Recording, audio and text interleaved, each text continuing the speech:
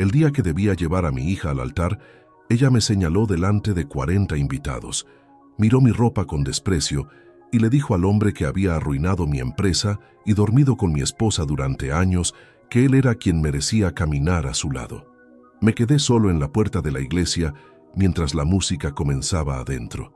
Lo que ninguno de ellos sabía era que yo era el dueño del salón donde pensaban celebrar esa noche.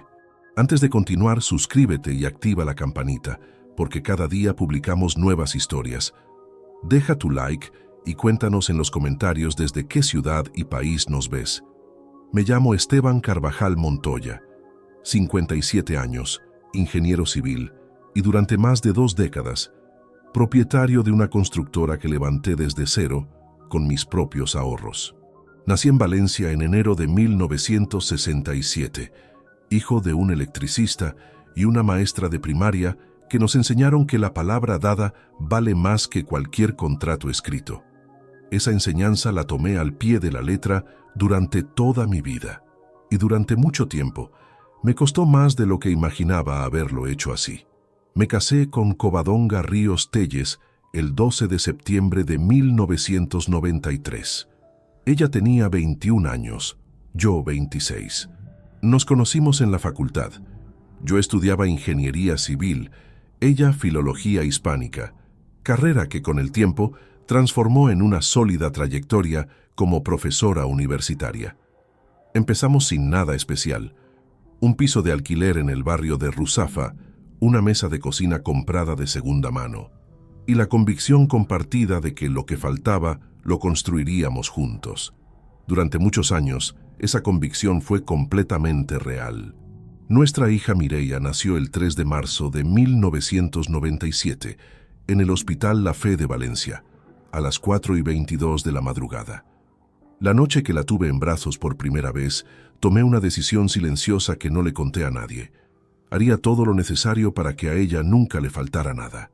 Cumplí esa promesa durante décadas, quizás con demasiado esfuerzo puesto hacia afuera y muy poco reservado para estar presente de verdad cuando importaba. Porque trabajé mucho, más de lo que debía, más de lo que le corresponde a un padre. Hay fines de semana que pasé enteros en obras mientras Covadonga y Mireia viajaban a Murcia a ver a la familia de ella. Hay cumpleaños a los que llegué tarde, cenas que cancelé por reuniones de última hora, conversaciones de las importantes que postergué indefinidamente. No era un padre ausente en el sentido literal. Estaba en casa, aparecía en las fotos, dormía en mi cama, pero mi presencia era física antes que emocional. Y hay una diferencia enorme entre las dos. Cuando estaba sentado a la mesa, mi cabeza seguía en los presupuestos, en los plazos de entrega, en los contratos que vencían al día siguiente. Me decía que lo hacía por ellas. Era verdad, pero no era toda la verdad. La otra parte era que en el trabajo me sentía competente, con el suelo firme bajo los pies. En casa esa certeza costaba más encontrarla. La grieta que se fue abriendo entre Covadonga y yo no la forcé yo solo, pero tampoco hice nada para cerrarla, y alguien con mucha paciencia y muy poco escrúpulo la fue ensanchando desde dentro, centímetro a centímetro, durante años. En el año 2000 formalicé la sociedad con Laureano Garrido Espinosa. Teníamos 40 y 44 años respectivamente. Donde yo era metódico y técnico, Laureano era ágil y carismático, con una facilidad para cerrar contratos en una comida que yo nunca tuve. Pusimos en marcha Carvajal Angarrido Construcciones S.L. con años de ahorro acumulado y con sincera confianza mutua.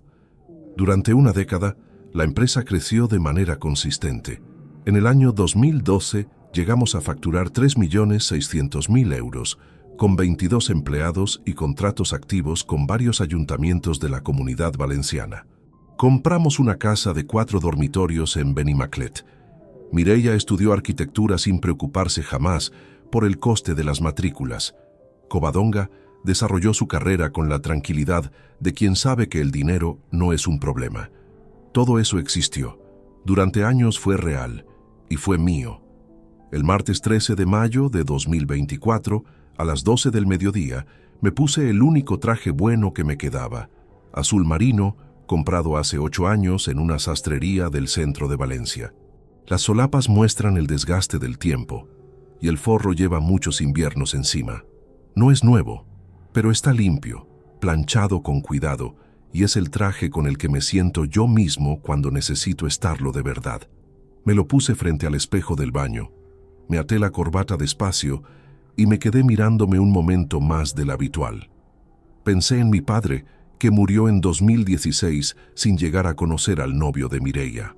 Pensé en la mañana que la llevé al colegio por primera vez, con su mochila roja y las trenzas que tardaba media hora en hacerle, porque ninguno de los dos sabíamos muy bien cómo. Pensé en que ese día se suponía que era el más importante de su vida, y también el mío. Llegué a la iglesia de San Juan de la Cruz a las 12:45. Los invitados comenzaban a llegar en pequeños grupos. Algunos me reconocieron y se acercaron a saludar. Yo respondía con frases cortas y miraba hacia la entrada principal esperando a Mireia. La vi a ella primero. Covadonga llegó a las 12:58 con un vestido color perla y el cabello recogido con elegancia. Pero no llegó sola. Del brazo de Laureano Garrido Espinosa, con la naturalidad tranquila de quien lleva años presentándose así en todos los sitios que considera importantes. Me quedé inmóvil. No fue el dolor lo primero que sentí, aunque llegó después. Fue algo más parecido al reconocimiento, la confirmación visual, inapelable, de algo que ya sabía desde hacía tiempo, pero que duele de una manera completamente diferente cuando lo tienes delante a plena luz del día, en la puerta de una iglesia, el día del casamiento de tu única hija. Covadonga me vio desde lejos y sonrió. No fue un saludo, fue una declaración de posición. Luego llegó Mireia, y las palabras que dijo a continuación son las que voy a llevarme el resto de mi vida, aunque ya no por el motivo que ella imaginaba esa mañana. Pero eso, y todo lo que ocurrió en el salón aquella noche, es lo que voy a contarte ahora con detalle, porque todavía falta lo más importante, el momento en que todos descubrieron quién era realmente el hombre del traje viejo. Covadonga y yo construimos algo real.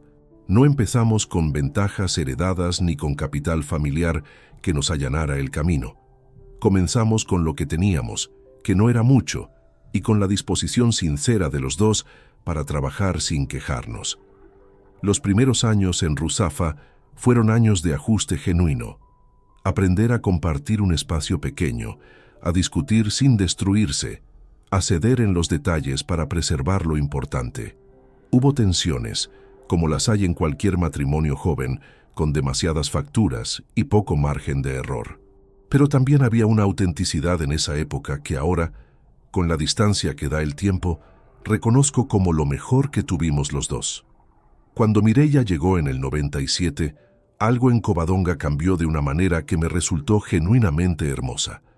Se convirtió en madre con una convicción que yo no le había visto antes, con una atención al detalle y una paciencia que me dejaron sin palabras más de una vez. Yo intentaba estar a la altura, aunque el instinto me empujaba más hacia la obra que hacia el piso de Ruzafa a las 6 de la tarde. No era indiferencia, era una forma de entender la responsabilidad que, con el paso de los años, demostró tener un coste que no supe calcular a tiempo. La empresa la arranqué en 1998, 2 años después de terminar un posgrado en gestión de proyectos que pagué con un préstamo que tardé 4 años en liquidar. Los primeros contratos eran modestos: rehabilitaciones de viviendas particulares, reformas de locales comerciales en el extrarradio de Valencia. Nada llamativo, pero todo ejecutado con rigor y con los plazos respetados al día. Mi reputación se construyó precisamente en esos trabajos que despachos más grandes rechazaban por no ser suficientemente rentables. Yo los tomaba, los terminaba con exactitud y cobraba sin negociar los tiempos. Esa disciplina abrió puertas que otros tardaban años en alcanzar. Laureano Garrido Espinosa entró en mi vida en 1999 a través de un aparejador llamado Isidro Velasco Peña, que nos presentó en una reunión de gremio en el Colegio de Ingenieros de Valencia. Laureano tenía 30 años y ya manejaba una cartera de contactos que me pareció notable para su edad. Era directo, resolutivo, con un sentido del humor seco que encajaba bien con mi carácter más contenido. Hablamos de negocios desde los primeros minutos, sin que resultara forzado ni calculado. Al terminar esa tarde, ya teníamos esbozada la idea de asociarnos formalmente. Firmamos los estatutos en enero del año 2000, en una notaría de la calle Colón, con Isidro como testigo, y con mi amigo Damián Fuertes Alcalá como asesor legal. La empresa se llamó Carvajal Angarrido Construcciones S.L. y arrancó con un capital inicial de 120.000 euros, mitad de cada uno. Laureano aportaba una red de relaciones institucionales que en los primeros años resultó determinante para conseguir licitaciones públicas. Yo aportaba el conocimiento técnico, la supervisión directa de las obras y los procedimientos internos. La división era clara, complementaria, y durante mucho tiempo funcionó exactamente como habíamos planeado. Los años que siguieron fueron de crecimiento sostenido. En 2004 ganamos el primer contrato con un ayuntamiento provincial para la construcción de un pabellón polideportivo en Sagunto. En 2008, mientras el sector colapsaba por la crisis financiera, mantuvimos la actividad porque habíamos diversificado hacia obra pública y rehabilitación, ámbitos que aguantaron mejor que la vivienda privada nueva. Laureano tenía una habilidad particular para anticipar dónde estarían los contratos antes de que salieran a concurso público, y yo no le preguntaba con demasiado detalle cómo lo sabía. Era eficaz en lo suyo, confiaba en él sin reservas. En 2012 llegamos a la mejor cifra de toda la historia de la empresa. Compramos la casa de Benny Maclet ese mismo año, un chalet adosado con jardín y garaje para 2 coches. Mireya ingresó en la escuela de arquitectura con buena nota. Covadonga obtuvo su plaza definitiva como profesora titular en la universidad. Todo parecía converger en el momento justo. Todo parecía, visto desde fuera, exactamente como debía ser. Pero hay algo que ahora comprendo con claridad y que entonces me negué a examinar. Desde aproximadamente 2013, Covadonga empezó a mencionar a Laureano con una naturalidad distinta. No con mayor frecuencia, sino con una ligereza diferente. Como quien habla de alguien que forma parte de su paisaje cotidiano de una manera que trasciende los negocios del marido. Un comentario sobre su sentido del humor en una cena de empresa. Una observación sobre lo bien que se había conservado con los años. Una comparación dicha sin aparente intención entre su facilidad para relacionarse con la gente y la rigidez que ella percibía en mí. Detalles pequeños que yo recibí como conversación sin peso y guardé en algún lugar donde no tuviera que analizarlos. El trabajo seguía siendo mi respuesta a todo. Cuando había frialdad en casa, trabajaba más horas. Cuando pasábamos días enteros sin una conversación sustancial, interpretaba el silencio como el cansancio razonable de 2 personas con vidas exigentes. Nunca me detuve a preguntarme si ese distanciamiento tenía una causa distinta a la que me resultaba cómodo aceptar. Y en esa comodidad construí, sin advertirlo, el espacio exacto que ambos necesitaban para lo que planeaban. La primera vez que algo me frenó fue un viernes de octubre de 2014, a las 9 de la noche. Llegué a casa antes de lo habitual porque una reunión se había cancelado y encontré a Covadonga terminando una llamada en el dormitorio con la puerta entornada. No había nada visible que justificara sospechas, pero guardó el teléfono con una rapidez que no correspondía a una llamada sin importancia y me miró durante una fracción de segundo antes de sonreír. Solo una fracción de segundo. Pero la registré. Y luego no hice nada con esa información. Eso también es parte de esta historia. Y es quizás la parte que más me ha costado admitir. Durante años me pregunté en qué momento exacto comenzó todo. Si hubo un instante preciso en que Laureano Garrido tomó la decisión de traicionarme, o si fue algo que se fue construyendo de manera gradual, aprovechando cada descuido, cada exceso de confianza. Cada vez que yo firmé algo sin leer el documento completo, porque él ya lo había revisado y su palabra me bastaba.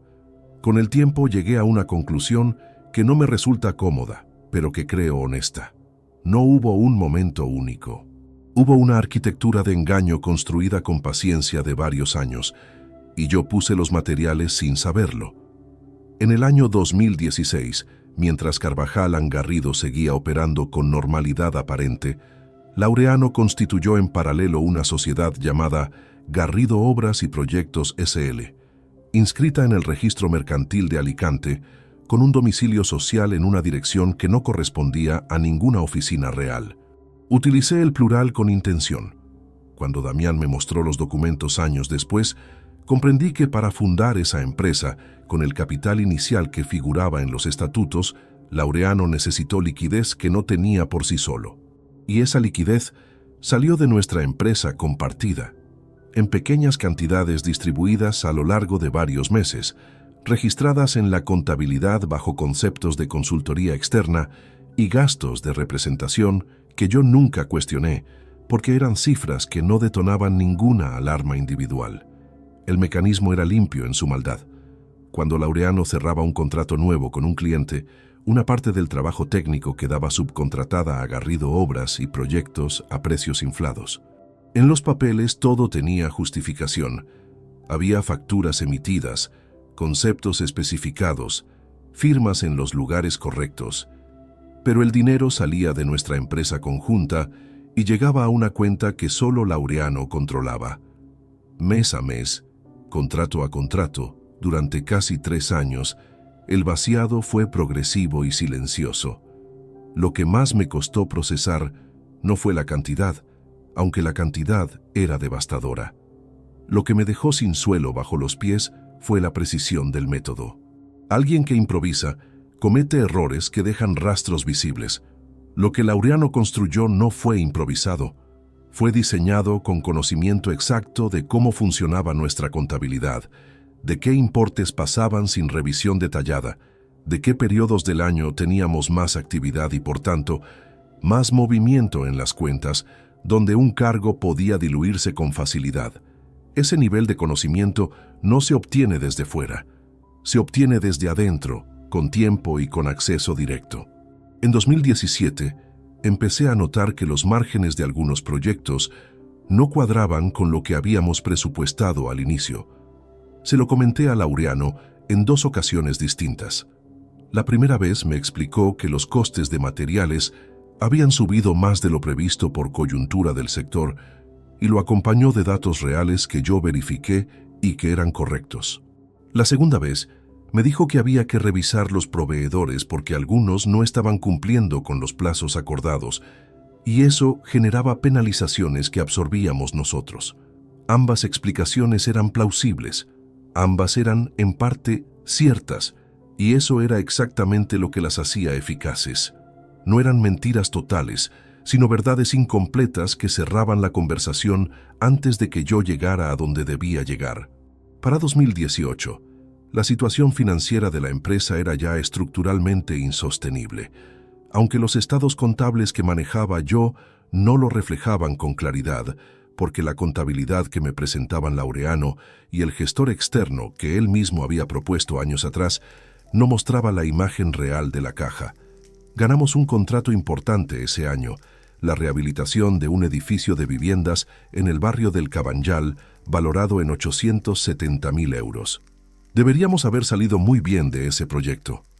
Cuando terminé de ejecutarlo y fui a revisar los números con el banco, el saldo disponible en la cuenta principal de la empresa era de 32.000 euros. No tenía explicación razonable para esa cifra. Llamé a Laureano un miércoles por la mañana, el 17 de octubre de 2018, a las 10:15. No contestó. Le dejé un mensaje. Respondió 4 horas después, diciéndome que tenía varios pagos pendientes a proveedores que habían vencido esa semana y que en cuanto se regularizaran, hablaríamos con calma. Hablamos. O más exactamente, él habló y yo escuché, porque seguía siendo el mismo Laureano de siempre, seguro, ordenado, con datos que parecían coherentes. Me fui de esa reunión convencido de que el problema era temporal y gestionable. Todavía me cuesta entender cómo fui capaz de salir convencido de algo así. En enero de 2019, llegaron 3 cartas de la agencia tributaria, y 2 requerimientos bancarios en el mismo mes. Los números ya no podían ser explicados con ninguna narrativa de ajuste temporal ni de imprevistos del sector. La empresa acumulaba deudas por valor de 2.140.000 euros, de los cuales más de 1.300.000 correspondían a desvíos que en ese momento yo aún no podía documentar con precisión, pero que se reflejaban en el patrimonio neto de la sociedad como un pozo sin fondo que nadie había tapado porque nadie con acceso había querido taparlo. Laureano desapareció en febrero. No de manera dramática. No hubo gritos ni confrontación directa. Un día dejó de responder mis llamadas con la misma puntualidad de siempre. Luego empezó a excusarse con compromisos, luego con cuestiones de salud y finalmente con un silencio que se hizo permanente.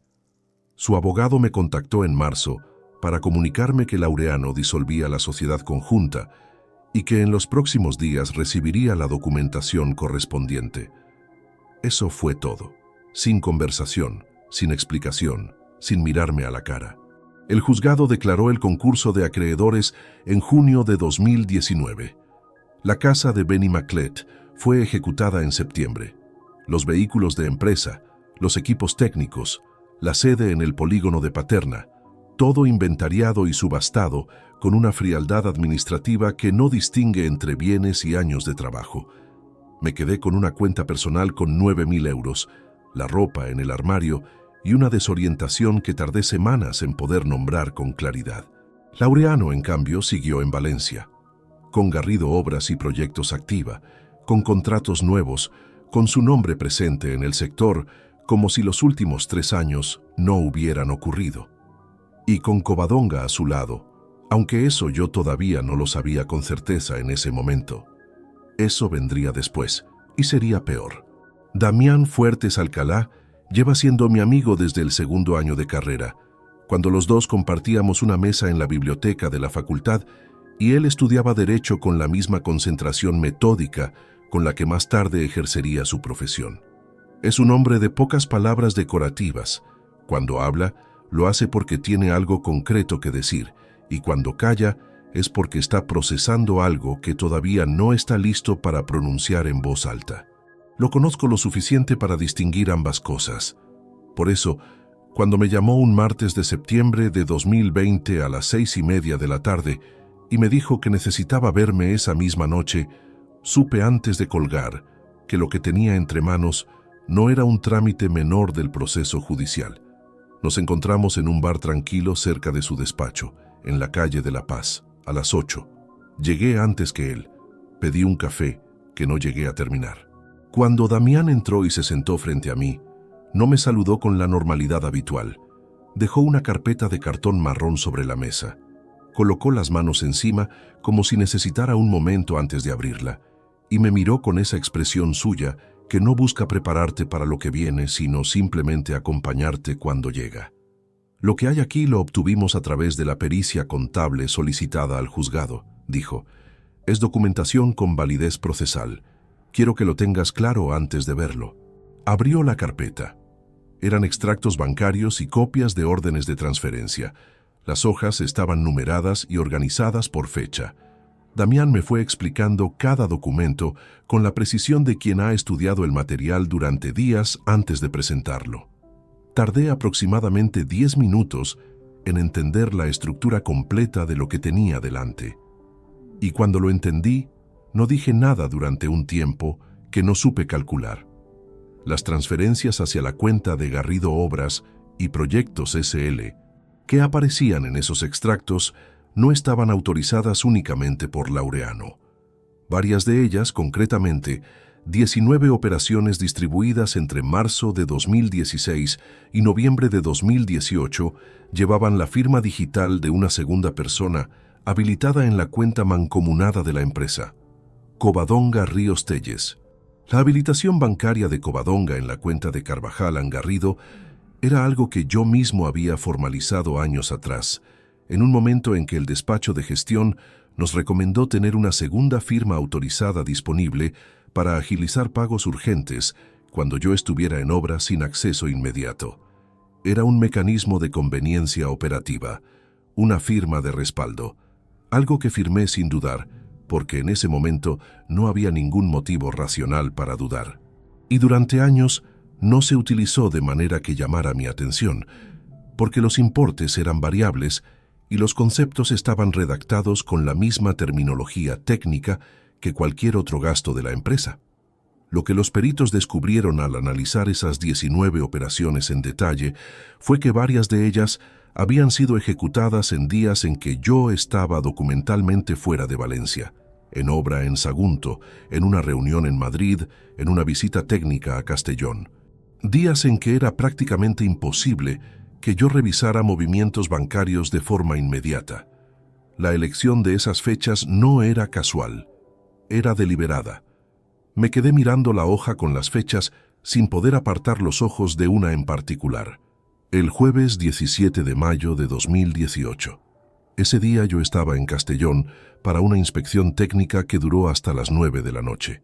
Esa misma tarde, a las 16:43, se había ejecutado una transferencia de 48.000 euros hacia la cuenta de Garrido Obras y Proyectos con el concepto Servicios de Coordinación Técnica, tercer trimestre.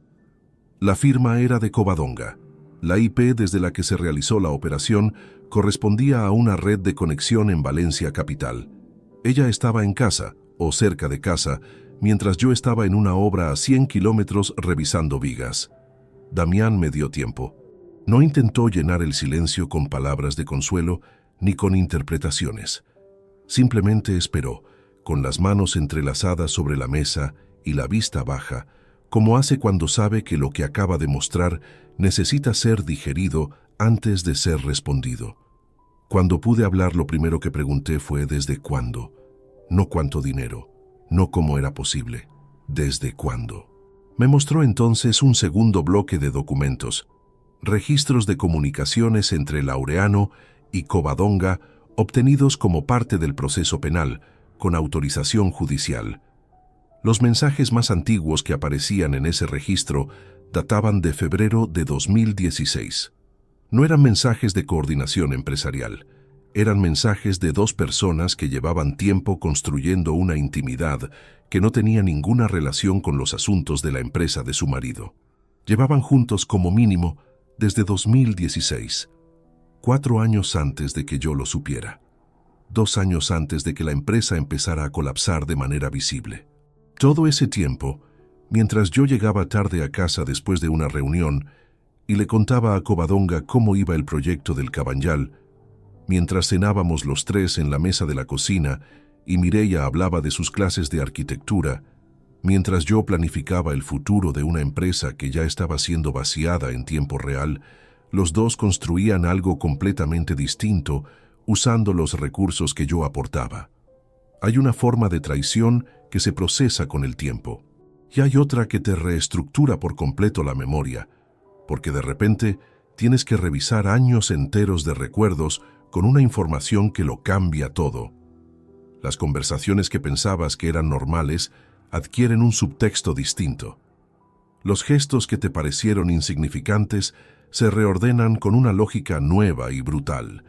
Las veces que Covadonga defendió alguna decisión de Laureano frente a mí cuando yo expresaba dudas. Las ocasiones en que llegó tarde sin una explicación detallada y yo no la pedí. El modo en que pronunciaba su nombre, que yo registré en algún momento como algo levemente diferente y enterré sin analizarlo, porque analizarlo habría significado hacer una pregunta para la que todavía no estaba dispuesto. Volví a casa esa noche caminando, aunque el trayecto era largo. Necesitaba el movimiento y el aire frío de septiembre en la calle. No lloré entonces. Eso vendría más tarde, mucho más tarde, en la soledad de un piso de alquiler en el barrio de l'Eixample, donde vivía desde el divorcio, con una ventana que daba a un patio interior y donde el silencio era completamente distinto al silencio de la casa de Benimaclet. Lo que sentí esa noche caminando era algo más parecido a una claridad incómoda, como cuando una estructura que llevas años sosteniendo con esfuerzo finalmente cede, y lo que queda no es destrucción, sino espacio vacío donde antes había peso. Ya no tenía dudas sobre nada, solo tenía decisiones por delante. y por primera vez en mucho tiempo, estaba dispuesto a tomarlas. El divorcio no fue un evento dramático, fue un proceso administrativo largo, frío y agotador, que consumió gran parte del año 2021 en trámites, reuniones con abogados y documentos que firmar con la misma pluma con la que años atrás había firmado hipotecas, contratos de obra y el acta de constitución de una empresa que ya no existía. Covadonga y yo nos separamos formalmente en marzo de ese año, sin escenas ni confrontaciones de las que valga la pena hablar, cuando todo lo que se podía decir ya había sido dicho y cuando ambos sabíamos exactamente dónde estaba parado cada uno, la conversación se reduce a lo que dictan los formularios. El divorcio quedó resuelto en diciembre de 2021, con un acuerdo que Damián negoció con precisión y que yo acepté sin necesidad de prolongar nada más de lo necesario. Durante ese periodo viví en un piso de alquiler de 68 metros cuadrados en el barrio de l'Eixample, a 2 calles de una panadería que abría a las 7 de la mañana y cuyo olor llegaba hasta mi ventana los días sin viento. Era un espacio sin pretensiones, una cocina pequeña con azulejos blancos, un dormitorio con persiana que no cerraba del todo, una mesa de trabajo junto a la ventana que daba al patio interior. No era cómodo en el sentido amplio de la palabra, pero tenía algo que el piso de Benimaclet había perdido mucho antes de que lo ejecutaran los acreedores. Era completamente mío. Sin deudas sobre él, sin historia compartida incrustada en las paredes, sin el peso de una presencia que había resultado ser otra cosa completamente distinta.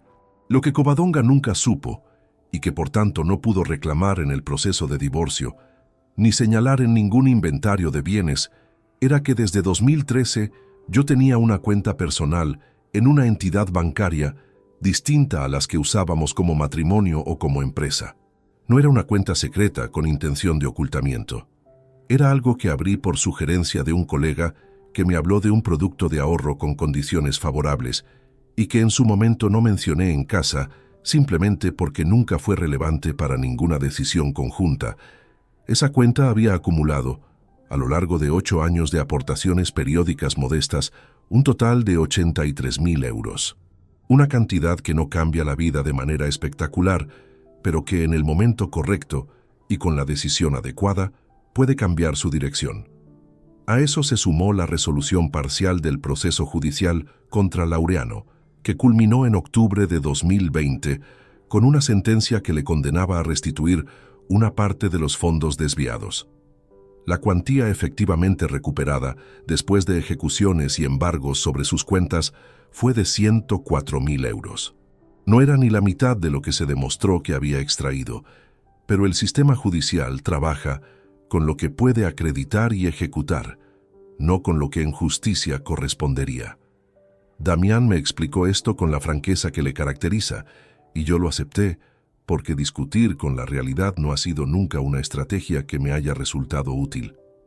Con 187.000 euros disponibles y una claridad de propósito que no había sentido en años, empecé a buscar en silencio.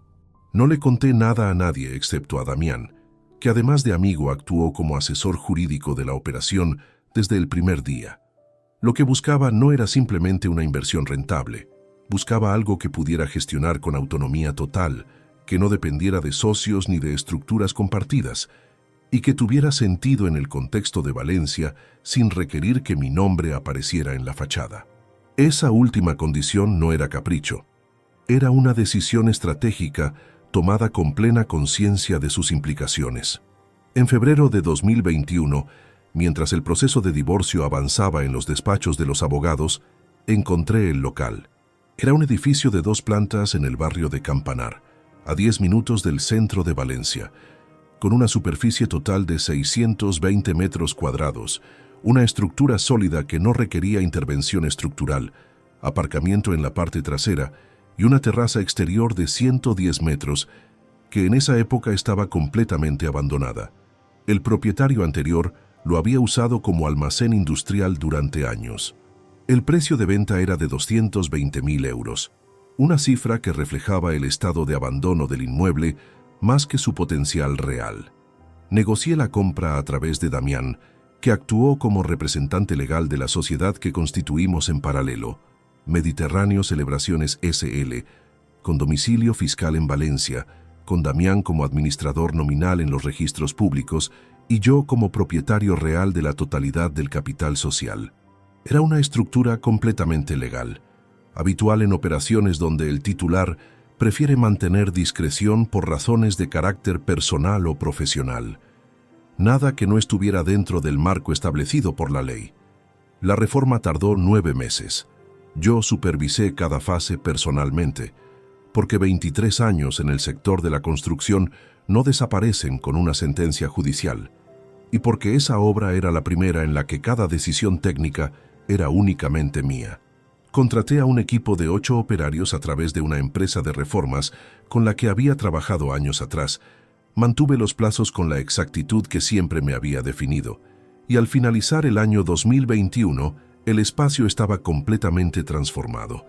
Salón principal con capacidad para 240 comensales, zona de coctelería independiente, terraza habilitada para ceremonias al aire libre y un sistema de iluminación y sonido instalado con especificaciones profesionales.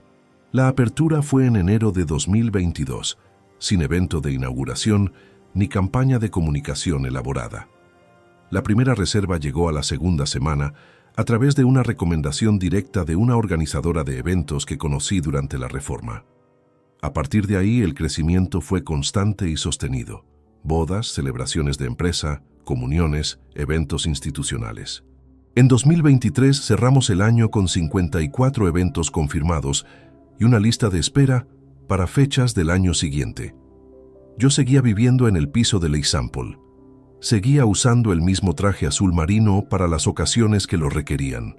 Cuando alguien del antiguo círculo me preguntaba cómo estaba, respondía con frases cortas que confirmaban sin elaborar que estaba bien, que iba tirando, que poco a poco. Era una imagen que no mentía en lo fundamental, pero que tampoco revelaba nada que no me interesara revelar. Y mientras esa imagen circulaba, Mediterráneo Celebraciones acumulaba reputación y reservas con mi nombre completamente ausente de cualquier documento visible al público. Hay una satisfacción particular en reconstruir en silencio. No es la satisfacción ruidosa de quien anuncia su recuperación para que los que dudaron lo escuchen. Es algo más íntimo y más firme. La certeza privada de que el terreno que pisas lo has construido tú, sin testigos, sin aplausos, sin que nadie que te subestimó haya tenido la oportunidad de opinar sobre el proceso. Esa certeza es la que me mantuvo en pie durante los meses que siguieron, y la que necesitaría más adelante, cuando Mireia me llamó para contarme que tenía una noticia importante. Mireia me llamó un sábado de octubre de 2023, a las 11:20 de la mañana. No era habitual que llamara un fin de semana a esa hora. Nuestra comunicación para entonces se había reducido a contactos esporádicos, espaciados por semanas o incluso por meses, con una cordialidad superficial que ninguno de los dos intentaba profundizar. No era hostilidad abierta, al menos no todavía. Era más bien el equilibrio inestable de dos personas que han optado por evitar ciertos temas porque saben que el terreno debajo es frágil y que ninguno está preparado para la conversación que vendría si los pisaran. Respondí al tercer tono. «Papá, tengo una noticia», dijo. Su voz tenía una energía que no le había escuchado en mucho tiempo, algo cercano a la ilusión contenida de quien lleva días queriendo decir algo. Me he comprometido con Sergio. Sergio Montalbán Prieto. Lo había conocido brevemente en 2 ocasiones. Una vez en una cena que Mireia organizó en su piso 2 años antes, y otra en un encuentro casual en el centro de Valencia que duró menos de 15 minutos. Era analista financiero, 3 años menor que ella, con modales correctos y una manera de hablar pausada que me pareció indicativa de alguien que piensa antes de pronunciarse. No tenía nada que objetar sobre él como persona. Lo que sí observé en aquellas 2 ocasiones fue que miraba a Mireia con una atención genuina, y eso, siendo honesto, era lo único que importaba en ese sentido. Le dije que me alegraba, y era cierto, aunque la alegría tenía una textura complicada. el contorno de algo real mezclado con la conciencia de la distancia que se había instalado entre los dos y que el anuncio de una boda no iba a resolver por sí solo. Le pregunté cuándo tenían pensado celebrarlo. Me dijo que estaban considerando la primavera del año siguiente, probablemente mayo, que todavía buscaban el espacio para la recepción porque las fechas en los sitios buenos se llenaban con mucha antelación. Colgué el teléfono y me quedé un momento sin moverme, mirando la ventana del piso que daba al patio interior. Pasaron 3 semanas. Un jueves a mediados de noviembre, Rocío Ballesteros Mora, la gerente de Mediterráneo Celebraciones que llevaba el salón desde la apertura, me llamó al móvil poco después de la 1 del mediodía. Rocío tenía 41 años, una competencia organizativa notable y la capacidad de gestionar imprevistos sin perder la compostura, cualidad que yo valoraba especialmente en alguien con trato directo y constante con los clientes. Cuando vi su nombre en la pantalla, supuse que sería alguna consulta operativa rutinaria. No lo era. «Esteban», dijo, y en el tono había algo que no era urgencia, sino una precaución deliberada. «Esta mañana hemos cerrado una reserva para una boda en mayo, el 13 de mayo. La novia se llama Mireia Carvajal Ríos». Me senté.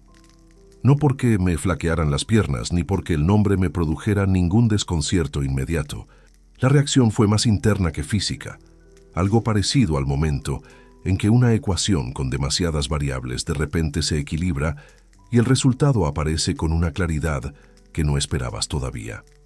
Mireia había elegido Mediterráneo Celebraciones, sin saber quién lo poseía, sin ninguna conexión consciente entre la razón social de la empresa y el apellido de su padre, solo por recomendación de alguien de su entorno que conocía el espacio a través de su reputación acumulada. Le pedí a Rocío que me enviara la ficha del contrato cuando pudiera. Me la envió esa misma tarde. Revisé los datos con atención. 218 invitados confirmados, cena de 9 platos con maridaje, ceremonia civil en la terraza exterior, música en vivo durante el cóctel. La reserva había sido formalizada por Mireia directamente, con su propio documento de identidad, y el pago del anticipo estaba ya efectuado. En ningún campo del formulario había nada que pudiera vincular ese contrato con su padre. Llamé a Damián esa noche. Le expliqué la situación en 3 frases. Hubo una pausa al otro lado de la línea, breve pero expresiva. «¿Y qué vas a hacer?», me preguntó. «Por ahora nada», respondí. «Dejar que todo siga su curso». Damián conocía los matices de esa respuesta. No era pasividad ni indiferencia. Era la decisión consciente de observar antes de actuar, de no cerrar ninguna puerta antes de saber exactamente qué había detrás. Me dijo que le parecía razonable y que lo tuviera informado. No hizo comentarios adicionales. Eso es precisamente lo que hace que Damián sea Damián. Durante los meses siguientes, Mireia se comunicó con el salón exclusivamente a través de Rocío. Eligió la disposición de las mesas, el menú definitivo, la iluminación de la terraza, el tipo de flores para la decoración central. Cada decisión pasaba por Rocío, que me informaba puntualmente sin intervenir en nada fuera de su responsabilidad operativa. Yo seguía el proceso desde la distancia, con una atención que no era morbo, sino la vigilancia natural de quien sabe que algo importante está en marcha y prefiere tenerlo dentro del campo de visión. En enero de 2024, Mireia me llamó para comunicarme los detalles de la ceremonia. La conversación duró poco más de 8 minutos. Me dio la dirección de la iglesia, el horario, la hora prevista de llegada al salón. No me preguntó cómo estaba. No hubo espacio para nada que no fuera logístico. Al final, en un tono que no buscaba crueldad pero tampoco la evitaba, me dijo que Laureano y su madre llegarían juntos a la ceremonia y que esperaba que yo lo entendiera y que no hubiera ninguna escena. Me quedé con esa frase varios días, no por la mención de Laureano, para la que ya me había preparado desde que supe de la boda, sino por la expresión concreta que eligió: «Espero que lo entiendas», como si la posibilidad de que yo generara algún conflicto fuera una variable real que había que gestionar con anticipación. Como si el hombre que había perdido empresa, patrimonio y matrimonio por la traición directa de ese individuo fuera un elemento de riesgo en lugar de la víctima acreditada de todo lo ocurrido. El giro era tan completo que resultaba, desde cierta distancia, casi técnicamente notable. No le respondí nada que pudiera interpretarse como confrontación. Le dije que estaría en la iglesia a la hora indicada y que no se preocupara. Colgué, preparé café, me senté junto a la ventana y estuve un buen rato mirando el patio interior sin enfocar nada en particular. Luego abrí el portátil y revisé los planos eléctricos del salón, que conocía de memoria desde la Reforma, pero que guardaba digitalizados con anotaciones técnicas detalladas. El cuadro general de distribución estaba ubicado en la sala técnica del sótano, accesible desde el pasillo de servicio, con una llave que guardaba en el cajón de mi mesa de trabajo, junto a los documentos de propiedad y los contratos vigentes de la empresa. Todo estaba exactamente donde debía estar, y el 13 de mayo todavía quedaban 4 meses. El 13 de mayo de 2024 amaneció con cielo despejado y una temperatura de 19 grados que para mediados de primavera en Valencia resultaba casi exacta. Lo sé porque esa mañana consulté el tiempo antes de vestirme con una atención al detalle que probablemente no tenía ninguna utilidad práctica, pero que mi cabeza necesitaba para mantenerse ocupada en algo concreto mientras el resto del cuerpo procesaba lo que el día traía consigo. Me levanté a las 7:15. Preparé café en la cocina del piso del Example sin ninguna prisa, dejando que el ritual de la mañana tuviera su espacio habitual. Desayuné de pie junto a la ventana, mirando el patio interior con la luz de primera hora que entraba sesgada y sin fuerza todavía. Luego me duché, me afeité con más cuidado del habitual y saqué el traje azul marino del armario. Lo coloqué sobre la cama y lo examiné durante un instante. Las solapas mostraban el uso acumulado de varios años, el forro interior tenía rosaduras en los bordes de las mangas, y el pantalón guardaba una arruga tenue en la rodilla izquierda que el vapor del baño no había terminado de eliminar del todo. No era el traje de un hombre próspero, era el traje de un hombre que cuida lo que tiene con la sobriedad de quien no necesita aparentar más de lo que es. Me lo puse despacio. Me até la corbata gris perla frente al espejo del baño con la misma pausa de siempre. Y antes de salir abrí el cajón de la mesa de trabajo, verifiqué que la llave de acceso a la sala técnica del sótano estaba en su sitio, y la guardé en el bolsillo interior de la chaqueta junto a los documentos de titularidad de Mediterráneo Celebraciones S.L. No era un gesto impulsivo, era la conclusión lógica de 4 meses de observación sin prisa. Llegué a la iglesia de San Juan de la Cruz a las 12:45. El atrio estaba comenzando a llenarse con los primeros grupos de invitados que llegaban desde distintas direcciones. Mujeres con vestidos en tonos claros adecuados a la estación, hombres con trajes oscuros, algunos con niños pequeños que correteaban entre los adultos antes de que alguien los llamara al orden. Era el cuadro visual previsible de cualquier boda, con más de 200 asistentes, en una ciudad como Valencia. Animado con esa energía particular de las reuniones que juntan a personas que no se han visto durante meses y que tienen mucho que contarse en poco tiempo. Me detuve cerca de una columna de piedra que ofrecía algo de discreción sin apartarme del espacio principal. Reconocí varios rostros entre los asistentes, antiguos colegas del sector, conocidos de los años en que Carvajal Angarrido tenía presencia en los círculos profesionales de la ciudad, un par de vecinos del antiguo barrio de Benimaclet que se acercaron a saludar con afecto genuino y con esa incomodidad leve de quien no sabe exactamente qué decir sobre el tiempo transcurrido. Les respondí con cordialidad y dejé que la conversación se disolviera sola, sin alimentarla más allá de lo necesario. Mireia todavía no había llegado.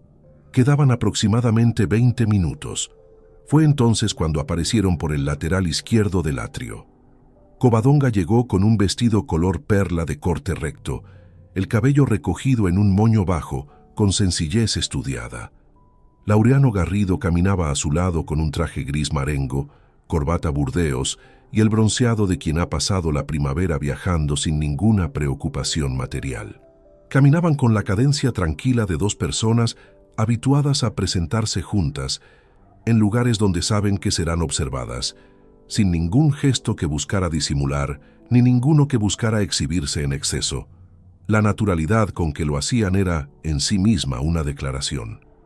Algunos invitados los miraron, otros desviaron la vista con rapidez. Nadie dijo nada en voz alta. Covadonga me localizó desde el otro extremo del atrio. Mantuvo la mirada fija en mí un segundo exacto, sin alterar la expresión, y luego continuó avanzando en mi dirección con una determinación que no tenía nada de casual. Laureano siguió su ritmo sin mirarme todavía, distraído respondiendo el saludo de alguien que se había aproximado desde un grupo lateral. Se detuvo a poco más de 1 metro de donde yo estaba. El ruido del atrio continuaba a nuestro alrededor. Conversaciones cruzadas, risas en distintos tonos, el sonido de tacones sobre las losas de piedra, una niña que llamaba a su madre desde los escalones de la entrada. Todo eso seguía ahí, completamente indiferente. Covadonga habló en voz baja, no con el nerviosismo de quien improvisa, sino con la modulación controlada de quien ha preparado sus palabras con suficiente antelación para pronunciarlas sin titubear. Esteban, Mireia ya sabe que hoy la acompaña Laureano. No voy a permitir que conviertas este momento en algo complicado para ella. Quiero reproducir sus palabras con exactitud porque importa entender lo que ocurrió en ese atrio. No fue una petición. Fue una instrucción formulada con la tranquilidad de quien no contempla la posibilidad de que el otro responda de manera diferente a la prevista. El uso del verbo permitir no era accidental. Era la expresión directa de cómo ella había decidido posicionarse en ese espacio, frente a esas personas, en ese momento concreto. Algunas conversaciones próximas se fueron apagando con la sutileza inevitable de quien percibe una tensión cercana, sin poder identificarla del todo. No todo el mundo prestaba atención, pero quienes estaban en un radio de 3 o 4 metros habían bajado el volumen de sus propias palabras con ese instinto social que detecta la electricidad en el ambiente antes de que sea completamente visible. Ella te lo dirá ella misma si necesitas escucharlo de su boca, añadió Covadonga. En ese momento Laureano se había girado hacia mí. Su expresión no era hostil. Era algo cualitativamente distinto y más difícil de sostener que la hostilidad. Era cómoda. La expresión de alguien que ocupa un lugar que considera legítimamente suyo y que no siente ninguna necesidad de justificarlo frente a nadie.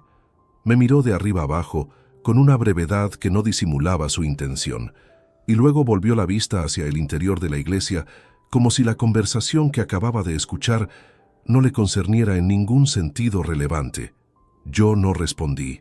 Mantuve los pies firmes en el suelo, las manos quietas a los costados, y sostuve la mirada de Covadonga el tiempo justo para que quedara claro que sus palabras habían llegado a su destino sin producir el efecto que ella buscaba.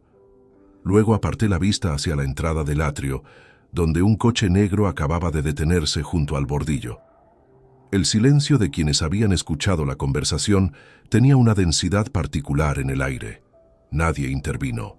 Nadie pronunció en voz alta lo que probablemente varios de los presentes estaban pensando. El protocolo tácito de los eventos como ese es implacable. No se interrumpe el orden de las cosas el día en que llega la novia. Lo que incomoda se aplaza, se contiene, se disuelve en la celebración posterior. Esa dinámica, que tantas veces protege lo que no debería ser protegido, ese día operaba completamente a mi favor, sin que nadie en ese atrio lo supiera todavía. La puerta del coche se abrió. Mireia descendió con el vestido blanco ajustado a la cintura, el ramo entre las manos y la expresión de quien intenta sostener la compostura de un momento importante mientras gestiona demasiadas cosas al mismo tiempo. Desde la acera, me buscó con la mirada entre los grupos de invitados. Me encontró, y entonces empezó a caminar hacia mí. Mireia caminaba entre los grupos de invitados con la postura erguida de quien lleva semanas practicando mentalmente ese recorrido. El vestido era sencillo pero de corte preciso, sin adornos excesivos, con una cola corta que rozaba levemente las losas del atrio. Llevaba el cabello recogido con algunas hebras sueltas, enmarcando el rostro, y el ramo de flores blancas y ramas verdes, sostenido con las 2 manos a la altura de la cintura. Era mi hija. A 27 años, con ese paso decidido que había reconocido en ella desde pequeña, era innegablemente mi hija. Y ese reconocimiento, lejos de suavizar lo que venía, lo hacía todo considerablemente más difícil de sostener. Se detuvo frente a mí, a una distancia de algo menos de 1 metro. Los invitados que nos rodeaban habían creado de manera instintiva ese espacio que la gente genera alrededor de los momentos privados, incluso cuando ocurren en espacios públicos. Ese radio de silencio tácito que significa que varios oídos están prestando atención sin que nadie lo admita. Mireia me miró, no con hostilidad inmediata, sino con esa expresión tensa de quien está a punto de decir algo que lleva tiempo preparado y que sabe que no puede desdecirse una vez pronunciado. Había algo en su mirada que reconocí. Era la misma manera de sostener la vista que tenía Covadonga cuando había tomado una decisión, y necesitaba que el otro lo supiera antes de que abriera la boca. «Papá», dijo. El tono era el de una conversación de trámite, no el de un reencuentro. «Ya hablé con mamá. Lo del acompañamiento ya está decidido». No respondí de inmediato. La dejé continuar. «Laureano va a entrar conmigo». Hizo una pausa breve, no de duda sino de organización, como quien coloca palabras en el orden que ha ensayado. Es lo que tiene más sentido en este momento. Él ha estado presente estos años, ha ayudado con los preparativos, con los gastos, con muchas cosas que necesitaban resolverse. El ruido del atrio continuaba de fondo.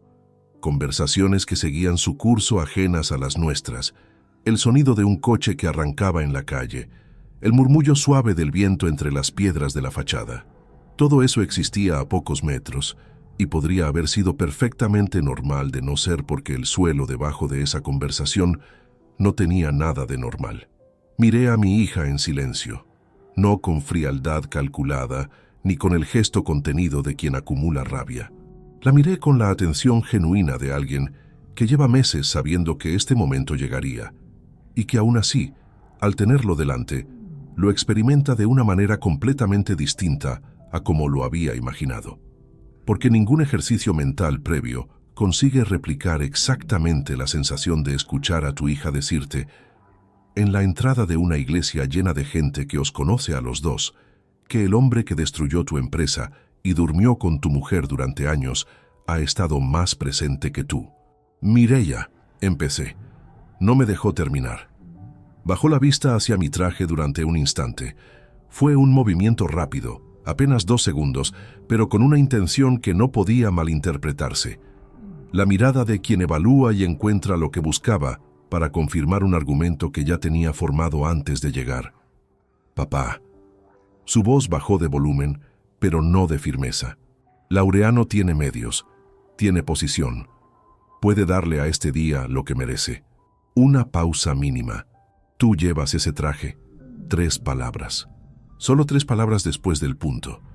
Y sin embargo, tenían la precisión de algo construido con mucho más que 3 palabras, porque no era una observación sobre la ropa, era una sentencia sobre el valor que ella le asignaba a cada uno de nosotros en ese momento, formulada con la eficiencia cruel de lo que se dice cuando ya no importa la herida que produce. A mi derecha, a unos 4 metros, 2 mujeres habían interrumpido su conversación. A mi izquierda, un hombre de unos 50 años que había sido cliente nuestro en 2011, miraba hacia otro lado con una rigidez en la mandíbula que indicaba que había escuchado perfectamente. El protocolo social de no intervenir seguía funcionando. Nadie diría nada. Nadie lo haría ni entonces ni después, salvo quizás en conversaciones privadas que llegarían más tarde con el tono de los que presenciaron algo que preferirían no haber visto. Mireia esperó mi respuesta durante unos segundos. Al no recibirla, asintió levemente con la cabeza con el gesto de quien da por cerrado un asunto, giró sobre sus talones con la cola del vestido, rozando las losas, y caminó hacia donde Laureano esperaba al pie de los escalones de la entrada. Él le ofreció el brazo con una naturalidad que no tenía ningún resquicio de incomodidad. Covadonga se colocó ligeramente detrás de los dos, con la posición de quien acompaña sin liderar, porque la posición central ya estaba ocupada. Los 3 entraron juntos por las puertas de madera de la iglesia. Desde adentro, llegó el sonido del órgano comenzando su apertura. Una melodía lenta, ascendente, construida para ese momento preciso, el que lleva a una novia hacia el altar mientras los presentes se ponen en pie y giran la cabeza hacia la entrada. El sonido se expandió por el atrio durante un instante antes de que las puertas se cerraran detrás de ellos. Me quedé donde estaba. No me moví durante un tiempo que no medí. Los últimos invitados entraban apresuradamente al escuchar la música, con esa urgencia de quien teme perderse el momento principal. En menos de 2 minutos, el atrio quedó prácticamente vacío. Las pisadas se multiplicaron brevemente sobre las losas y luego se apagaron. El ruido de la calle volvió a ser el único sonido exterior. Un autobús pasando por la avenida próxima, una paloma caminando junto al bordillo, el viento moviendo una bandera en el edificio del otro lado. Metí la mano derecha en el bolsillo interior de la chaqueta. Estaba la llave de la sala técnica del sótano, y debajo de la llave, los documentos de propiedad de Mediterráneo Celebraciones S.L., doblados con cuidado, exactamente donde los había puesto esa mañana antes de salir del piso. Todo exactamente donde debía estar. Saqué el teléfono del bolsillo exterior y escribí un mensaje a Damián. 4 palabras. Esta noche. Todo listo. Lo envié sin releerlo. La respuesta llegó en menos de 1 minuto. Allí estaré. Guardé el teléfono. Miré las puertas cerradas de la iglesia durante un instante más, desde donde aún llegaba apagado el sonido del órgano. Luego me giré hacia la calle, descendí los escalones del atrio con paso tranquilo y caminé hasta donde había dejado el coche aparcado, a media manzana. Me senté al volante, coloqué las manos sobre él sin arrancar todavía y mantuve la vista fija en el parabrisas durante el tiempo que necesité.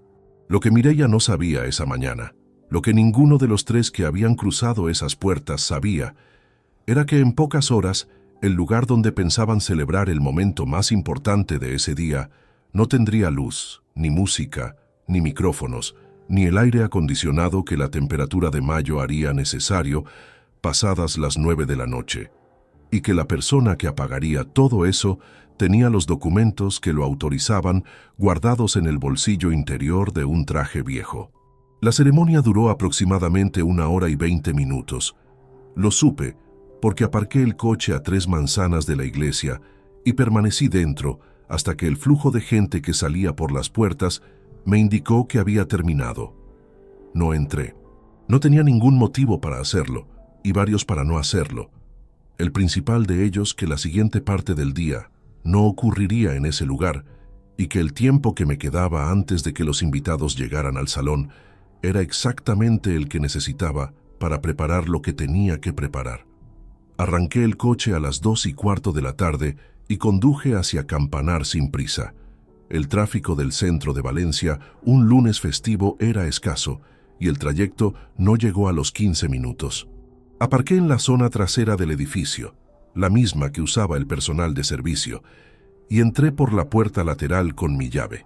El salón estaba en pleno proceso de preparación final.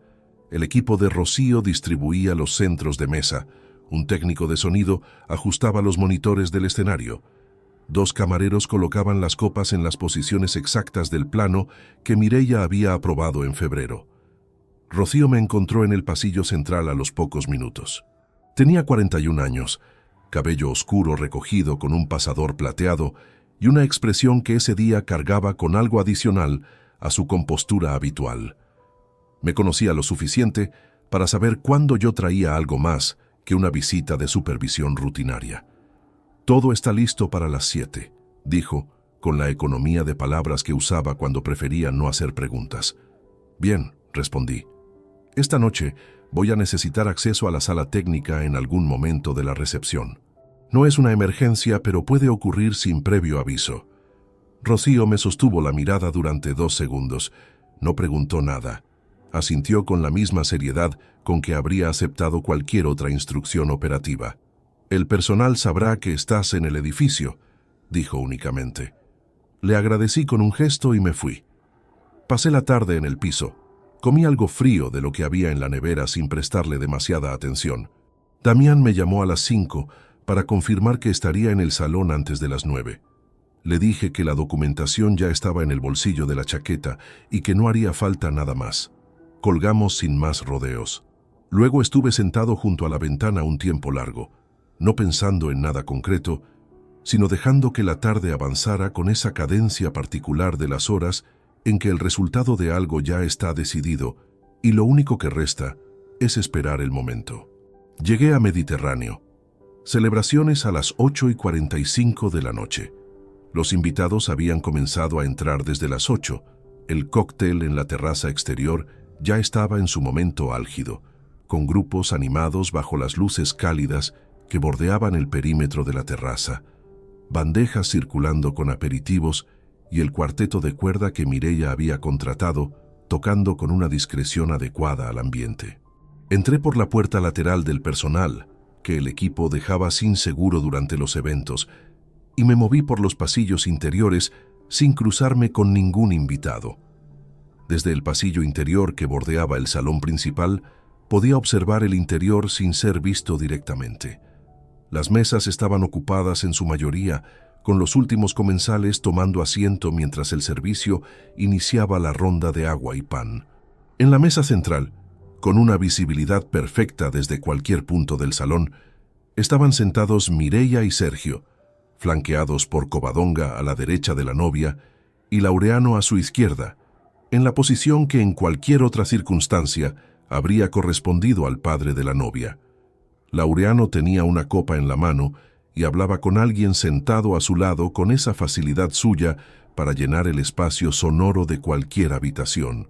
Llevaba la corbata algo aflojada, con el gesto de quien se ha instalado en la comodidad del que sabe que la noche le pertenece.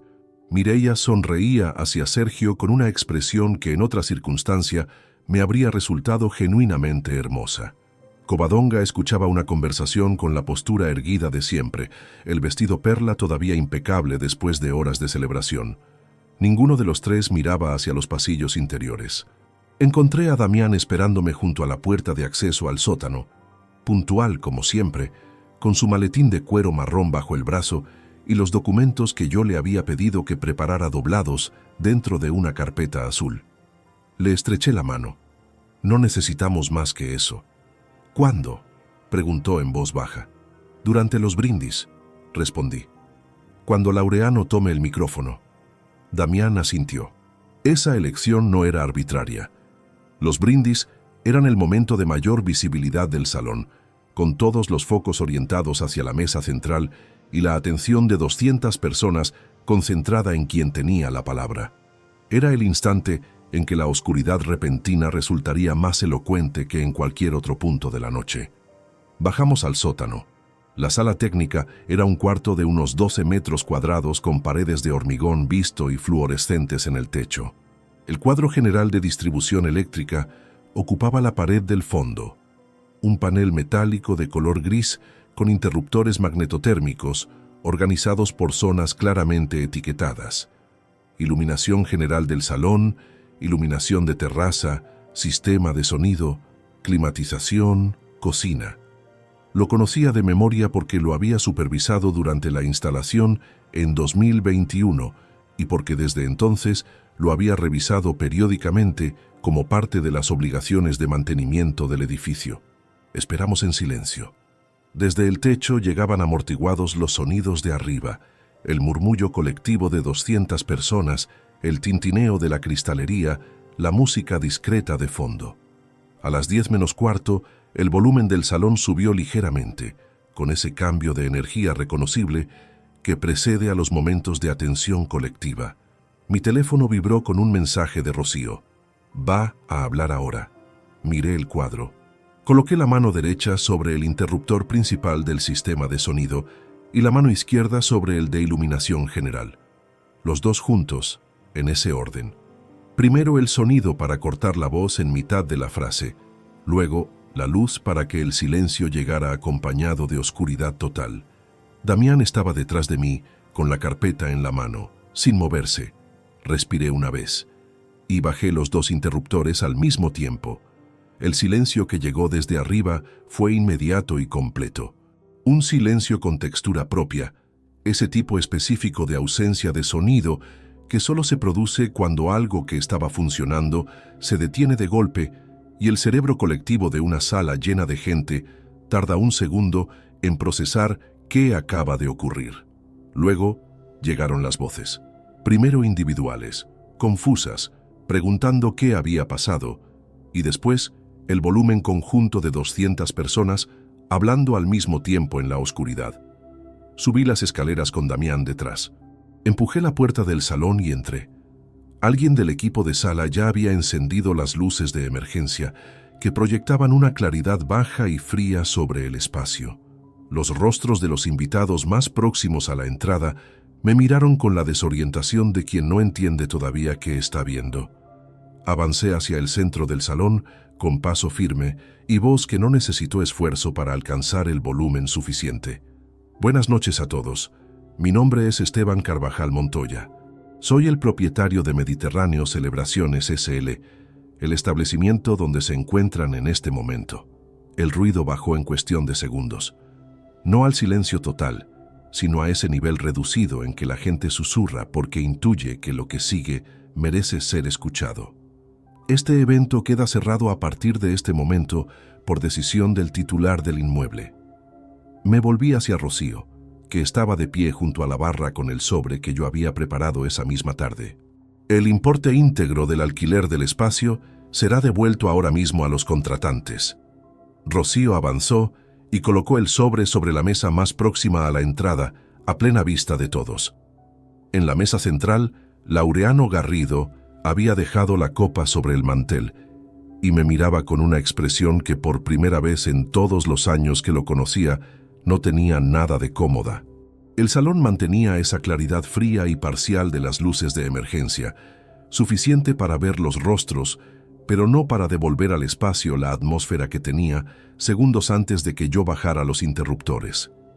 200 personas en distintos estados de confusión, algunas de pie, la mayoría todavía sentadas, con las copas a medio camino y los platos del tercer servicio intactos delante de ellas. El tipo de silencio que se instala cuando una habitación entera espera que alguien explique lo que acaba de ocurrir y nadie sabe todavía quién tiene esa responsabilidad. Laureano Garrido fue el primero en ponerse de pie. Lo hizo con la velocidad de alguien que necesita recuperar el control físico del espacio antes de pronunciar ninguna palabra, como si la verticalidad le devolviera una autoridad que la oscuridad repentina había suspendido. Se desabotonó el segundo botón de la chaqueta con un gesto mecánico y caminó desde la mesa central hacia donde yo estaba con la pisada firme de quien ha resuelto que esta situación tiene solución y que él es quien la va a resolver. Se detuvo a 2 metros de mí, a esa distancia con la luz baja proyectando sombras ascendentes sobre su rostro. No parecía el hombre seguro del atrio de la iglesia. Parecía alguien que está calculando en tiempo real las opciones disponibles y descubriendo que son menos de las que esperaba. Esteban. Su voz era baja, contenida, con ese registro que la gente usa cuando quiere que una conversación parezca privada, aunque esté ocurriendo delante de muchos testigos. No sé qué pretendes conseguir con esto, pero hay 200 personas aquí que no tienen ninguna relación con lo que hay entre nosotros. Esto no es el lugar. Tienes razón en algo, respondí con la misma calma. Hay 200 personas aquí, las mismas que esta mañana estaban en el atrio de la iglesia. Una fracción de segundo, nada más, pero fue suficiente para que la alusión llegara a los que habían estado presentes y se distribuyera por los que no. A través de esa velocidad particular con que la información viaja entre mesas en un espacio cerrado cuando el ambiente ha cambiado de tono. Laureano intentó seguir adelante con la misma línea. Eres el propietario del local. Bien, eso no te da ningún derecho a interrumpir un evento contratado legalmente.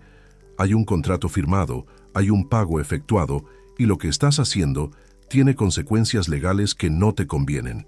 Fue entonces cuando Damián dio un paso adelante desde mi lado derecho. No de manera teatral, sin ningún gesto que buscara efecto. Simplemente avanzó lo suficiente para ser visible con claridad, abrió la carpeta azul y extrajo los documentos con la economía de movimientos de quien ha hecho esto en muchas salas a lo largo de muchos años. Damián Fuertes Alcalá, abogado colegiado en Valencia. Su voz era la que usaba en los juzgados, sin énfasis innecesario, completamente audible, con la precisión de quien sabe que cada palabra puede tener relevancia posterior. El artículo 12.3 del contrato de arrendamiento del espacio establece que el titular del inmueble se reserva el derecho de cancelación con devolución íntegra del importe en caso de causa justificada a criterio del propietario. El importe ha sido devuelto. La cancelación es legalmente válida. Extendió los documentos hacia Laureano. Este no los tomó. Además, continuó Damián sin modificar el tono, si tiene interés en revisar la titularidad completa de este inmueble y su registro mercantil, la documentación está disponible aquí mismo. No hay ninguna ambigüedad sobre quién es el propietario de Mediterráneo Celebraciones S.L. Laureano mantuvo la vista fija en los papeles un momento demasiado largo. Era un hombre que entendía perfectamente lo que significaba esa carpeta, porque había pasado años construyendo su propia arquitectura de documentos para protegerse de exactamente este tipo de situación. Sabía leer el terreno legal con rapidez, y lo que leía en ese momento no le ofrecía ninguna salida limpia. Dio un paso atrás, no de retirada declarada, sino con ese movimiento lateral de quien recalibra la posición sin admitir que lo está haciendo. Fue en ese instante cuando escuché a Covadonga. No la vi acercarse porque tenía la atención en Laureano, pero su voz llegó desde mi izquierda con una tensión en el registro que no le había escuchado antes, ni siquiera en los peores momentos del proceso de divorcio. Era la voz de alguien a quien la realidad acaba de reorganizarse de una manera para la que no había ninguna preparación posible. ¿Cuánto tiempo llevas con este local? Sus palabras salieron con una lentitud que no era calma, sino el efecto de quien necesita más tiempo del habitual para procesar lo que tiene delante. ¿Cuánto tiempo, Esteban? No respondí la pregunta directamente. No era necesario. La respuesta estaba en los documentos que Damián tenía en la mano, en el contrato que Mireia había firmado meses atrás con la gerente, en cada decisión de los últimos años que había tomado en completo silencio, mientras los demás construían sus conclusiones sobre el hombre del traje viejo. Covadonga procesó ese silencio con una expresión que fue cambiando durante varios segundos de manera visible.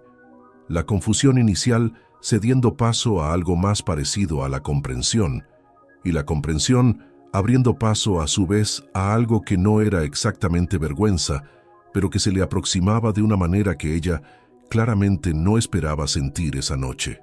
A su alrededor, las conversaciones en las mesas más próximas habían dejado completamente de fingir que ocurrían al margen de lo que estaba pasando en el centro del salón. La gente miraba sin disimulo, algunos con incomodidad, otros con esa atención intensa de quien presencia algo que sabe que va a recordar durante mucho tiempo. Mireia llegó desde la mesa central con el ramo todavía en las manos, el vestido rozando el suelo con más brusquedad que en la iglesia, los ojos con una expresión que mezclaba confusión y algo que se estaba convirtiendo rápidamente en algo más parecido al pánico. «Papá». Se detuvo frente a mí. La compostura del atrio de la mañana había desaparecido completamente. Lo que quedaba era el rostro de una persona de 27 años que está intentando entender en tiempo real cómo el día que había planeado durante meses se ha convertido en esto. «Papá, para, por favor. Hay gente aquí, hay familia aquí, no puedes hacer esto». La miré con la misma atención con que la había mirado esa mañana en la puerta de la iglesia, sin rabia, sin el temblor de quien actúa desde la herida abierta, con la serenidad particular de quien ya ha decidido todo lo que tenía que decidir y solo está ejecutando lo que planeó con suficiente antelación para no necesitar improvisar nada. «Ya está hecho, Mireia», dije. Y en mi voz no había dureza ni frialdad afectada. Había simplemente la calma de lo irreversible. Sergio Montalbán se había acercado desde detrás de Mireia y le colocó una mano en el hombro con una delicadeza que me pareció el único gesto genuinamente digno de toda esa mesa esa noche. No intentó intervenir en la conversación, solo estuvo presente, que en ese momento era todo lo que podía hacer. Mireia me miró durante un instante más con una expresión que no supe clasificar con exactitud porque tenía demasiadas capas superpuestas. Luego sus ojos se desplazaron hacia los documentos que Damián seguía sosteniendo, hacia el sobre con el dinero devuelto sobre la mesa de la entrada, hacia Laureano que permanecía inmóvil a 3 metros sin haber encontrado todavía una respuesta que funcionara, hacia su madre que seguía sin moverse con esa rigidez de quien ha absorbido demasiado en demasiado poco tiempo. Y entonces me di la vuelta. Caminé hacia la puerta de salida del pasillo interior con el mismo paso con el que había entrado, sin apresurar el ritmo ni mirar hacia atrás. Detrás de mí, escuché la voz de Mireia pronunciar mi nombre una vez más, con una urgencia que no había tenido en ningún momento de la mañana. Seguí caminando. Damián me alcanzó en el pasillo. Salimos juntos por la puerta lateral. El aire de la noche en Campanar tenía una temperatura diferente a la de la tarde, más fresco, con la humedad que llega desde el Turia cuando el día ya ha caído. Nos detuvimos junto a los coches sin decir nada durante un momento. A través de las paredes del edificio llegaba el rumor amortiguado de 200 personas, procesando simultáneamente lo que acababan de presenciar. Damián guardó la carpeta bajo el brazo y me miró. ¿Estás bien?, preguntó. Consideré la pregunta con honestidad antes de responder. Sí, dije, y era verdad, aunque bien significara algo bastante más complejo esa noche que en la mayoría de las ocasiones en que se usa esa palabra. Los 3 días que siguieron a la noche del salón transcurrieron con una quietud que al principio me resultó extraña y que poco a poco fui reconociendo como algo que no había experimentado en muchos años, la ausencia completa de una obligación pendiente. No había ninguna llamada que tuviera que hacer, ningún frente que gestionar, ninguna conversación que aplazar, solo el piso del Exemple, la ventana del patio interior y el sonido de la panadería abriendo a las 7 de la mañana con ese olor que ya formaba parte del paisaje cotidiano sin que yo lo hubiera decidido conscientemente. Mireia intentó contactarme 2 veces el día siguiente a la boda. La primera fue un mensaje de texto a las 10 de la mañana, breve, que decía únicamente que necesitaba hablar conmigo. La segunda fue una llamada a las 4 de la tarde que no respondí. No porque quisiera prolongar ningún castigo, ni porque la rabia me dictara el silencio. Simplemente porque lo que tenía que decirle no podía decirse por teléfono, y porque el teléfono no era el formato que esa conversación merecía, ni para ella ni para mí. El miércoles 16 de mayo, 3 días después de la boda, me senté a la mesa de trabajo con una hoja de papel y un bolígrafo. No el portátil, no el correo electrónico, papel y bolígrafo, con la letra que mi madre me corrigió durante años hasta que encontró su forma definitiva.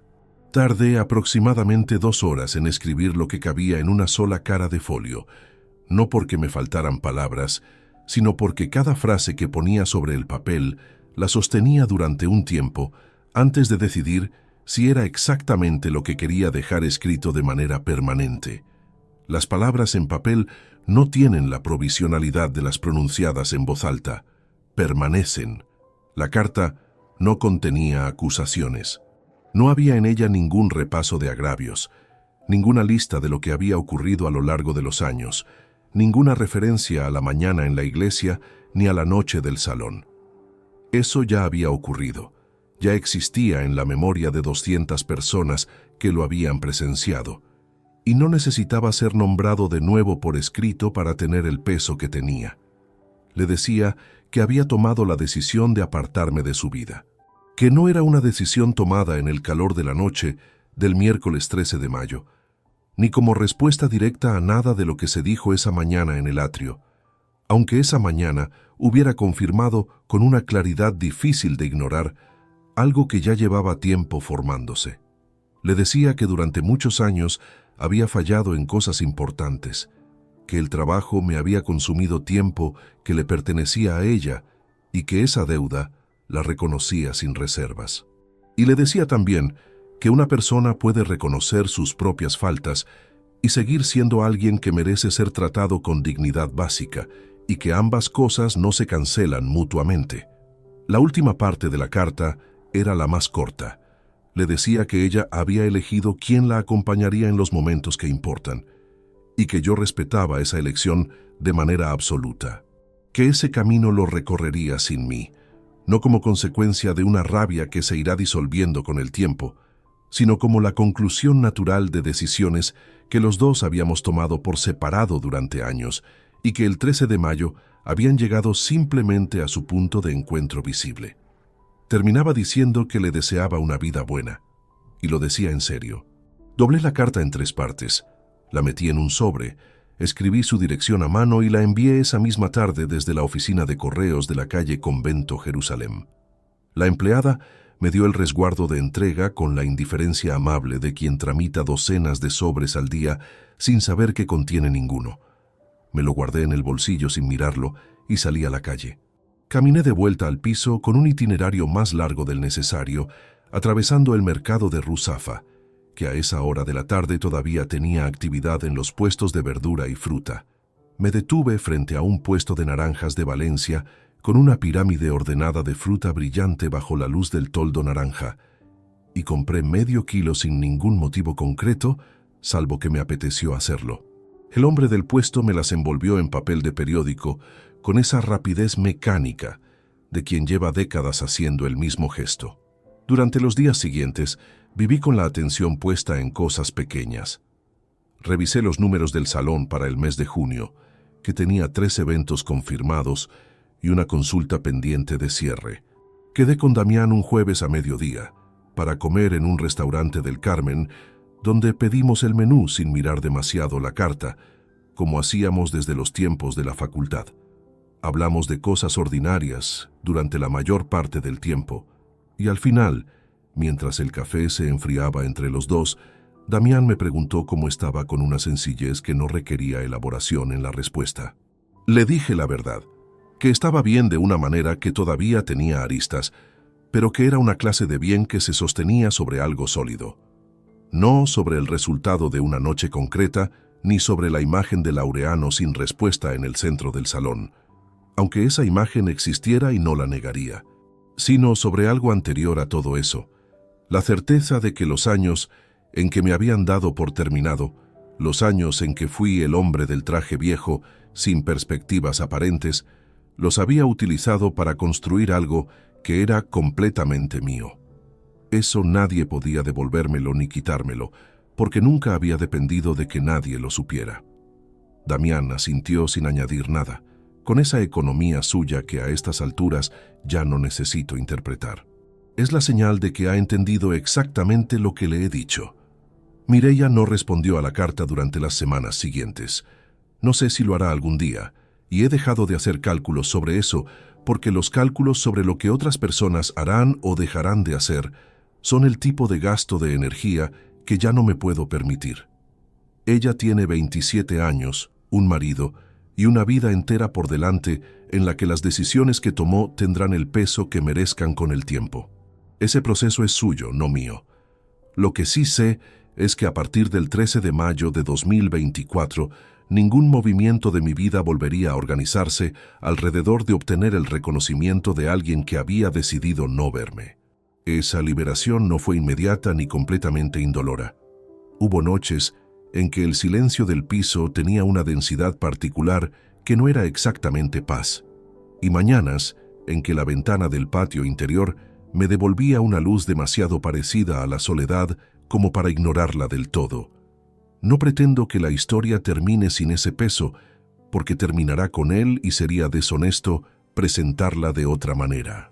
Pero una tarde de finales de mayo, con la ciudad afuera moviéndose con la cadencia lenta del calor que empieza, me preparé café en la cocina pequeña con los azulejos blancos.